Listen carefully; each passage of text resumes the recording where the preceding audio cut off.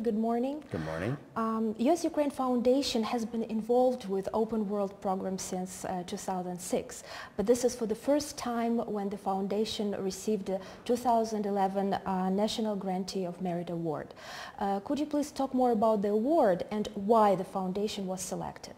Yes, we instituted the award 2 years ago because when we looked at our program, there are three really essential elements to it. First is picking right people to come.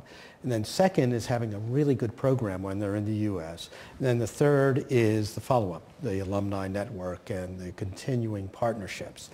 So the reason why we picked the US-Ukraine Foundation is because they do a really superb job in terms of programming. When they get the groups, it's very solid, very focused on the interests of the groups. But the other thing is, of course, that they have a really substantial network, not simply in the U.S., but in the Ukraine itself. So there's that continuing communication. But, you know, it really does come down to excellence. And, you know, I guess we say merit. We could say excellence, but merit is a good description. Well, recently the situation with human rights in post-Soviet countries, including Ukraine, appears to have gotten worse. And this creates a greater need for your program, for your Leadership Center, in dealing not only in Ukraine but other countries. Could you comment on that? I could. I think the first thing to understand is that our program is without an agenda. In other words, we pick people, or our nominators pick people, who are moving up in leadership positions. They could be mayors, they could be doctors, they could be legislators, they could be jurists, but we're just looking for people who are going to be the next generation of leadership. So we're not focused on human rights or civil society per se. We're focused on bringing people who have promise and talent to the U.S. for these professional programs so they can meet with their counterparts. Now, this is two-way.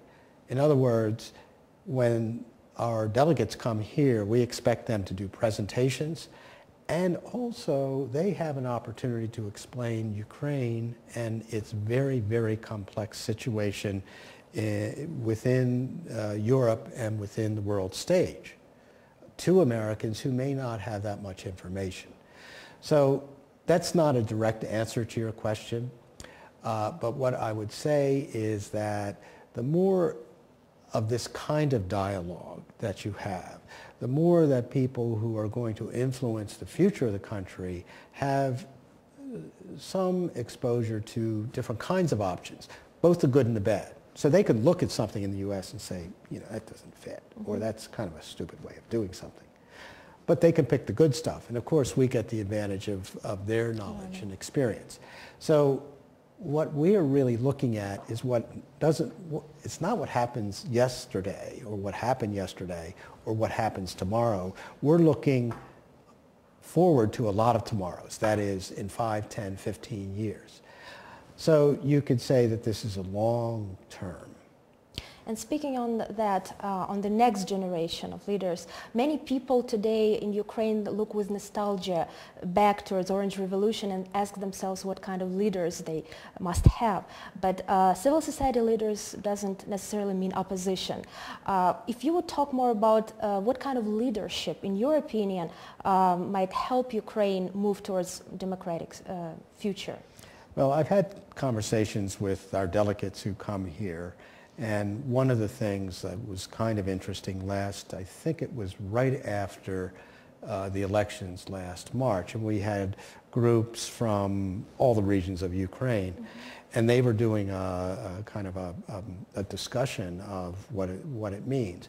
And the thing that I found interesting was that no matter where they were from, there was this strong identification with Ukraine as a nation, which 20 years ago or 15 years ago you might not have felt as much. So you can see the basis for the democratization or the movement towards broader democracy in the Ukraine already in a common identity. That is, I'm a Ukrainian. I'm not, you know, a Russian-speaking person in this country, or I'm not, you know, however you want to put it. So that's one thing. The other thing about leadership, well, you know, who have been the great leaders in the world? And there are different models. I mean, there's Genghis Khan, there's Nelson Mandela, and there's a lot of people in between. Now, who is the Nelson Mandela or the Genghis Khan of Ukraine? I actually am not too sure. So in terms of leadership, you wonder whether it's just this one person who becomes a leader or whether it's a society through its needs and demands kind of produces these people. But to talk again about that next generation, I had heard some comments a few years ago in the previous presidency where there was obviously the Prime Minister and the President were not getting along particularly well. And the observation was, well, you know, maybe we just have to wait for the next generation, that this whole generation will have to move on before we can really get going. And there was a person I met in Kyiv about 3 or 4 years ago who was not creating a political party, but creating organizations throughout Ukraine with the idea, again, to get this generation for people who are engaged in improving the society, who have, you know, regular jobs as whatever they're doing, but are very determined to see Ukraine find its place, wherever that's going to be. And your work not only with Ukraine but with Russia and other post-Soviet countries. And again, coming back to Ukraine, how could you compare the civil society in Ukraine, leadership, the growth of these leaders with other post-Soviet countries, in Russia in particular? Yeah, I have to say I'm no expert, and a lot of what information I gather is from other people. And the question I asked, especially after the new president came in, whether Mr. Yanukovych's desire to re-centralize, to restore more power to the president, was a movement towards a much more autocratic direction.